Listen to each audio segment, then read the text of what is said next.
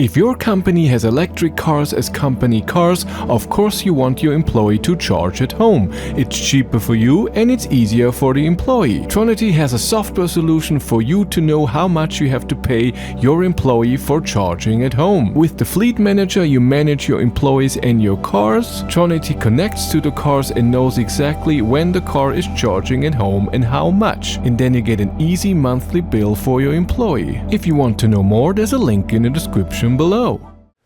Hello everyone, we're back with another episode of Electric News Highlights, quick news about the electric car world. If there are any news that I think are worthy, then it's weekly.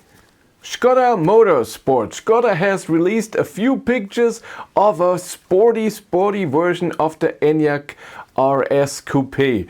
The same motor, 250 kilowatt all-wheel drive, but they have lowered it by 70 millimeters, that's 7 centimeters, so really low car. The DCC, the dynamic chassis control, which is standard on the RS, is out. There's now a sport suspension, a front and back differential for more traction, and they have used a new material first for the glass, of course. It's not normal glass, it's now plastic, and then also the body parts, and it's now 300 kilograms lighter. The car is not for sale, it's just for testing purposes, and maybe that some parts and materials will go into production of a different car.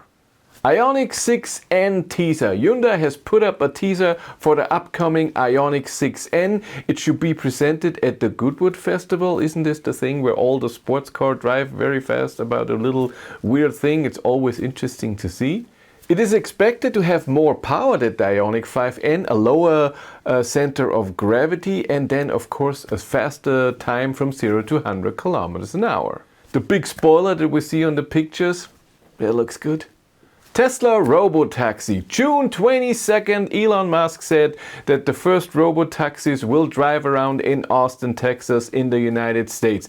10 to 20 cars will be driving around, and it won't be that Cybercab, it will be a normal Model Y, just changed, so no steering wheel, and then the software is different, and the software is made specifically for Austin, Texas. It knows all the stuff that is in the city, so you can drive around. The car drives itself, you don't steer, you just say I need this, it comes to you, you get in, and it drives you wherever you want to go without you doing anything. It will know everything about the traffic signs and other stuff. As Tesla typical, it doesn't have any LiDAR sensors, ultrasonic sensors. All is done with the cameras. BMW iX3. BMW has presented a few details and a few pictures of the prototype of the new upcoming BMW iX3, which should have its premiere at the Munich Motor Show in September of this year. I will be at the motor show. I hope I can see the car and everything. I'm sure, but I don't know if I will be invited to the premiere, and it's fine. There are 10,000 people and you can't see anything. It's okay. There are a few datas that BMW said, and they're really amazing. 800 volt battery system, of course. 400 kilowatt peak charging. They have tested this with a 400 kilowatt charger and it really works. And with the iX3 50X drive, up to 800 kilometers of WLTP range, which is amazing. BMW also says that in 10 minutes you can charge 350 kilometers into the battery. Again, this is WLTP range, not when you drive highway speeds and you don't charge 350 kilometers of range in 10 minutes. This just doesn't work. The car still supports 400 volt chargers, not like Mercedes CLA that comes out in the beginning and doesn't support them. BMW went the route to still support those. And it has a smart charge port, so it had electric charge port door, and it's so smart. BMW says when you go to a charger and you get out of the car knows you are at a charging location you most likely want to charge. I'm gonna open this charge port. We'll see how that works. And by the way, it's built in Hungary, which is pretty cool. Built in Europe, that's the stuff. Ford builds their own batteries. Yes, in Cologne, in Germany, Ford is building their own batteries, not the cells, but the battery manufacturing. And this is really cool. And they built the batteries for the Capri and for the Explorer, the 52, the 77 and the 79 kilowatt hour battery.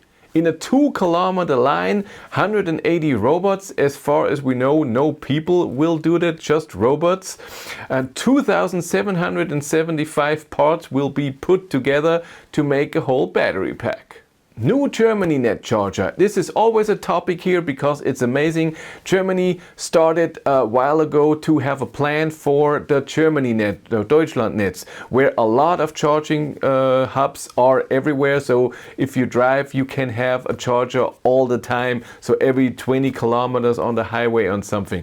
8,000 stalls are planned for different regions and 200 charging hubs are planned along the highways, with a minimum of 5 charging stalls per location. They also have to charge with a minimum of 200 kilowatt, and Autobahn GmbH has just finished construction on 2 new locations for chargers, 4 different hubs, because these are on resting stations. So you get off the highway, right on the highway, and you can charge, and then you go on. So you cannot get off the highway there, and that's why it has to be on one side of the highway and on the different direction on that highway as well. And some news about the channel. Right now I have the Tesla Model Y Juniper here, dual motor, long range, and I have done my range test so far. I did my driving test today, the power drive. Tomorrow we're gonna do a little video with Cindy. She's gonna drive it, my wife. And what else? There was something else. And then on Thursday I'm gonna try to do a long distance trip with the car. And then Friday I bring it back. Hank, my ID.7 is in Munich because Tesla doesn't deliver cars like every other brand.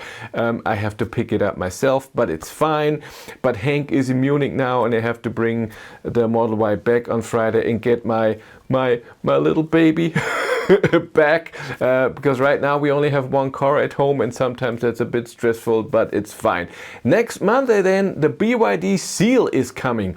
It's a limousine and it's very similar to the ID.7, so I want to do a bit of a comparison video when it comes to the technology, when it comes to consumption and stuff. And I was hoping I will get the rear-wheel drive version so I can really compare my ID.7, which is rear-wheel drive, to this. But they emailed me last week that the rear-wheel drive version had an accident.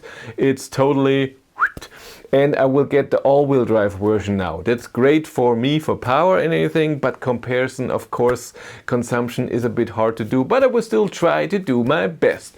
If you want to follow me on Instagram, BatteryLife1, and if you want to support the channel, there's a Patreon link in the description below, and here on YouTube there's also channel membership. And if you want to know what's happening behind the scenes, I have a third YouTube channel, Behind the Battery. But that's it for me. Thank you much for watching. Have a great day and take care. Bye.